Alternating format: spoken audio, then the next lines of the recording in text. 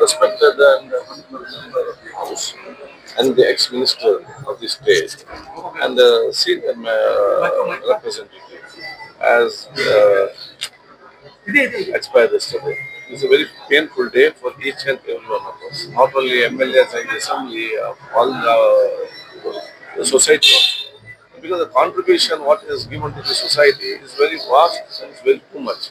Not only politically, also on religiously, on community-wise, and socially and culturally. And he has given in the 94 years of his long journey, I have seen that how they can organize a politically working actively, along with the taking the community and the society also working together.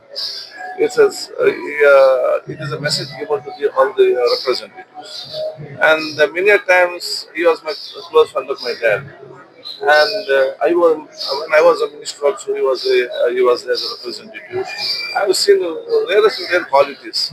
One thing, whatever the problem be there, however the tension be there, one thing, with a smile and with the patience, is to find solutions for that.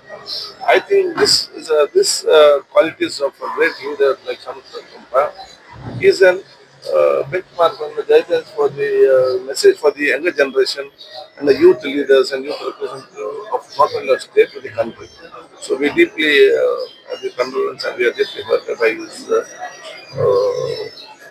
So usually when you come to Belgavi, extension becomes a problem. we will discuss the BSc. There's a business advisory committee for that to decide how many days the session took place and how long it should take and what are subjects and will should be taken and whether it should be extended or no.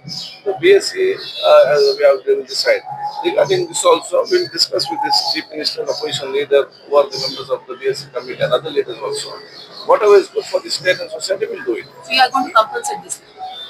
Which one? Yeah. Yeah, we have to, as per as the rules, because I have called all the session today morning 10:30.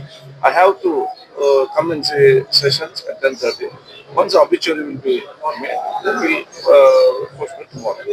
Thank you.